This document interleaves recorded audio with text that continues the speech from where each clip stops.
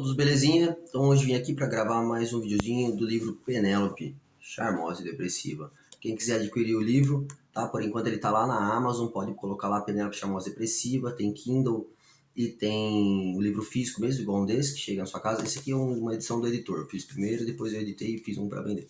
Igual esse aqui, na verdade só tem mais um. E tem alguns livros também aqui que eu solicitei lá pela minha conta na Amazon lá, tem alguns livros aqui. Já entrego também dedicado e tudo mais, então tem alguns também um valor diferente. Quem quiser só dar um toque aí. Bom, vou ler então mais um pedacinho aqui do livro, Penélope Charmosa e Depressiva, continuando lá do outro vídeo, tá? Quem quiser pegar no comecinho, tem um vídeo lá, Pene e Osso 01, esse é o 02.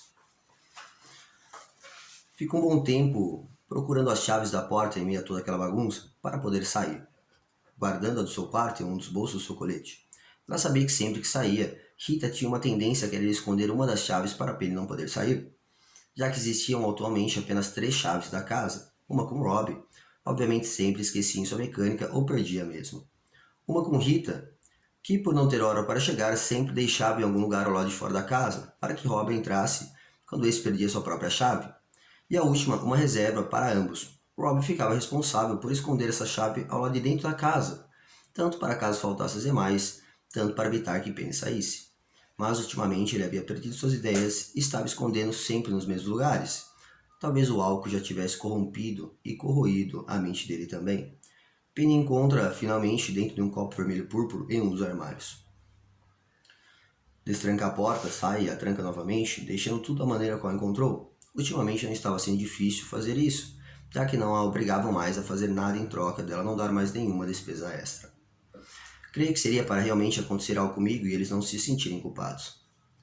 Deixam o vão da janela a chave, quase que imperceptível, escondendo ali para poder ter a chance de entrar novamente, pois não havia ainda, após anos, conseguido o direito de entrar e sair, mesmo ela dizendo que não ligaria dar satisfação e ligar quando estivesse voltando. E dizer onde estava ou para onde estaria indo, ela só queria uma família, pô. Será que isso era tão difícil? Saindo, ela deixa novamente para trás a sujeira e desordem diária e o cheiro de café matinal que havia acabado de ser feito pelo próprio tio Rob. Coisa que o mesmo sempre fazia quando acordava para se curar das ressacas rotineiras.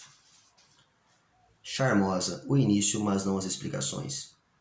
Quando ando, normalmente vou sem rumo algum para qualquer lugar, ou melhor, para onde meus desejos me levarem, pois esse é o único jeito de me sentir livre, nem que seja por alguns meros instantes. Mas sempre vejo a mesma paisagem de sempre, nada muda aqui onde eu moro. Os mesmos carros, dos mesmos donos, nas mesmas garagens de sempre, nenhum boato de alguém traindo ninguém, nem de roubando ninguém, enfim, nada demais, puro tédio. Além disso, só mudo alguns raros vizinhos por ano, daqueles dos quais tem mais posse para gastar com futilidades, comprar uma casa aqui, um local como esses. Calma até o último suspiro. Até demais para qualquer um. Pois sei que os que saem daqui raramente voltam, deixando a casa abandonada ou alugada para outras pessoas. O que se fazer em um lugar como esse? Eles devem se perguntar. Até a calmaria daqui é distante da realidade, diziam outros de uma forma negativa. O que me faz pensar que o tempo passa mais para o resto do mundo, somente para mim que não, perdida nesse lugar. Será que até mesmo o tempo estaria contra mim? Pelo caminho, um dia desses, avistei de longe meu padrinho Rob, resolvendo então mudar de rumo, pois sempre que trombo com ele, se sucedem algumas ceninhas constrangedoras, para mim, é claro. Sou surpreendida por um grito, de certa forma familiar, eu concordo, que me trouxe de modo muito rápido do meu mundo particular em que vivo, para esse a qual sobrevivo. Que, diga-se de passagem, é muito trash. Um ser vestido de um modo bem diferente e estranho, na verdade, mas realmente familiar. Como já disse, acho que o susto me fez ser mais instintiva e não consegui me lembrar daquela figura, daquele momento, portando coturnos mal engraxados, calça jeans rasgada à altura dos joelhos, 2 cintos transpassados formando um X na parte da frente de sua calça, ficando ainda mais desnexo, diante de uma camisa branca como parecia ser ou lembrar para mim um símbolo anarquista, incompleto e de ponta cabeça na cor preta. Bom, um ser realmente estranho, em um lugar tão normal como esse, após o susto, consegui discernir direito daquilo, andando por aí assim com a bicicleta caindo aos pedaços em alta velocidade, o que poderia me conhecer, só poderia ser uma única pessoa. Osso! Minhas palavras foram interrompidas quando ele parava bruscamente aquela bicicleta velha e praticamente me atropelava, e como se nada tivesse acontecido, ele emenda. Olá, Penny! Falou ele pausadamente como se eu fosse do outro mundo. Mas que merda, eu vim gritando seu nome a uns 10 metros e você só agora escutou. Você não se lembra que a magrela aqui está sem freio? Que porra, viu? Saindo de cima de sua bicicleta e agachando para ver se havia acontecido algo nela. Osso, vai a merda, disse a ele já recuperando o susto.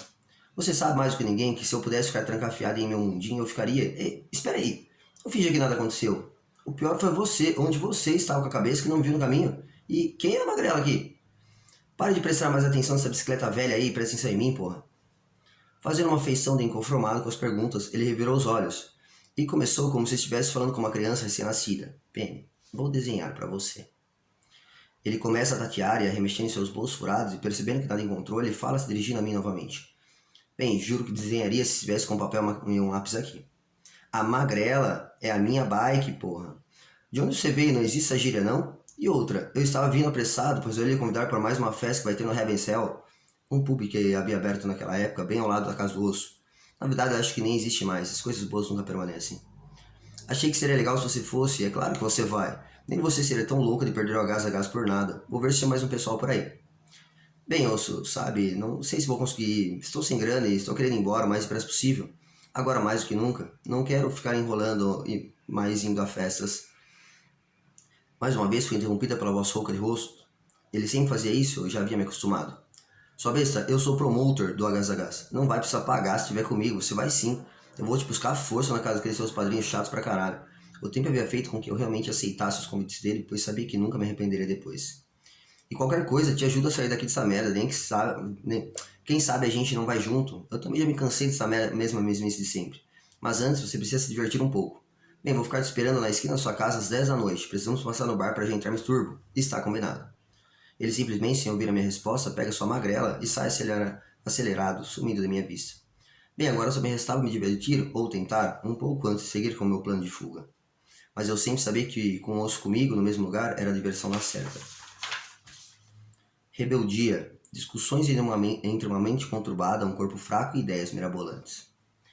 Exel era um garoto magro, esbelto, de cabelos longos, amarrados como um samurai. Sua aparência sempre agradava a maioria e sempre conseguia conquistar todo mundo com seu jeito, seja ele qual fosse. Porém, Exel escondia um passado que nem mesmo ele tocava e que ninguém jamais ousaria perguntar, se não quisesse ver um cara como o Osso, muito bravo e triste ao mesmo tempo. Creio que seria esse o ponto fraco dele. Um passado que para ele não era nada bom, mesmo ele sabendo que de certa forma não tinha culpa. Um garoto simples e ingênuo era o que ele era antes de tudo isso. Crescido em meio a uma família de modo simples e sem intenções de ser uma família unida tradicional. Porém, alguns familiares o desenvolveram com a educação e isso é o que ele tem. Seus pais sempre divorciados, desde quando ele lembra, pelo menos, sempre discutindo muito, e o usando como um troféu em meio a uma guerra sem vencedores. Seus pais se separaram quando ele ainda era pequeno, mas não pequeno demais para não entender que as brigas entre eles não poderiam mais acontecer. Eles brigavam muito a ponto de se agredirem fisicamente e isso para ele, Exel, era uma quebra de um sonho que ele imaginava até este ponto viver, um sonho de se ter uma família. Após a separação final, começaram a usar Exel como uma espécie de prêmio entre eles. Uma espécie de corrida do ouro foi feita com briga dos dois lados das famílias para ter Exel entre eles e contra o lado oposto. De certa forma, isso parece um pouco agradável. Quem é que não gostaria de ter dois opostos ligados e brigando para ter você entre eles? Mas na verdade eles não queriam ter o pequeno Exel junto deles, para cuidar e dar carinho a ele, ou seja, ser uma família, mas para mostrar para o outro lado que tinha vencido a batalha de uma guerra sem fim.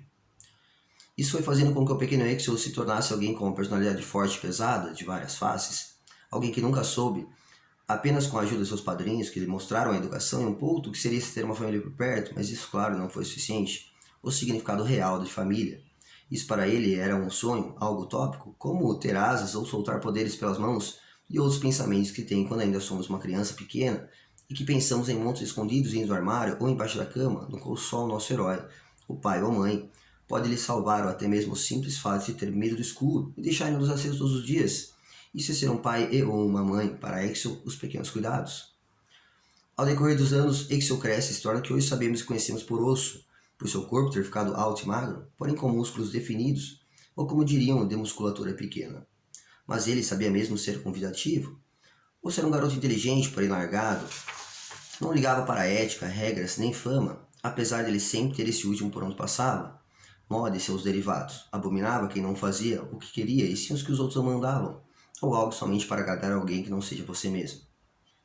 Ele acabou se tornando um rebelde por uns tempos, pelo menos todos achavam ou taxavam disso, mas não foi. Isso, na verdade, o transformou e é ainda o que ele é hoje em dia. E fez com que ele sempre estivesse querendo ajudar a todos, apesar de tudo. Ou se formou em psicologia em uma universidade particular, brigando muito com sua mãe, que o chamava de vagabundo, e o ameaçava parar de ajudá-lo com os estudos, por conta das brigas constantes com seu marido, pai de Osso. Ambos acabavam não dando muita atenção para ele, o que o fazia se apegar mais ainda em seus estudos. Mas mesmo assim, driblou e conseguiu passar os 5 duros e longos anos naquela faculdade, mostrando para todos que ele não era o vagabundo que todos falavam, e sim alguém muito melhor do que isso. Tudo isso ocorreu muito longe de onde ele iria morar e conhecer sua melhor amiga e irmã, Penny, que teria ali a melhor parte de sua vida. Ao terminar a faculdade, resolveu que ia rodar o mundo, porém, após algumas caronas e paradas, foi parar em uma cidadezinha pacata, porém de casas altas, um lugar onde o tempo parecia ter parado, onde as pessoas pensavam como há séculos atrás, onde uma pessoa como Axel, ou melhor, agora Osso, seria taxado como um mau exemplo e louco. Bem, isso fez com que ele parasse ali. Nada era melhor do que enfrentar ao invés de correr, dizia ele. Afinal, o mundo estava repleto dessas pessoas mesmo, não tinha como evitar. Em uma de suas caminhadas, ele acabou conhecendo o resto do seu novo mundinho, e logo começou a pensar em um lugar que pudesse ficar por um tempo indeterminado, mas um bom tempo. Mesmo assim, ele sabia também que logo desistiria dessa ideia. Após anos trabalhando em um hospital psiquiátrico próximo, que fez dele uma figura ainda mais estranha e excêntrica, acabou se tornando por conta disso também. Alguém que logo quando se pensava no nome do bairro se lembrava dele, então virou um personagem local, um figurão daquele lugar. Galerinha, vou encerrar aqui então a leitura de hoje. Volto aí no próximo vídeo aí, se vocês quiserem que volte a leitura aí, comenta aí, fala, gostei, continua aí. E aí a gente vai continuando aqui um pouquinho mais de Penélope, Charmosa e Depressiva. Só lembrando que já tá para sair o segundo livro aí, não é o segundo livro da Penélope, né? Ela tem esse livro único. Vai ter aí umas frases motivacionais, chamado Sinta-se Foda, né? Que foda é frases otimizadas de autoestima, hein? E aí vai ter uma sequência desses livretinhos aí também, serão livrinhos curtos, de frases motivacionais, como que surgiu essas frases, para que eu apliquei ela, por exemplo, nos casos dos meus pacientes, enfim. Vai sair aí também o próximo e até o próximo.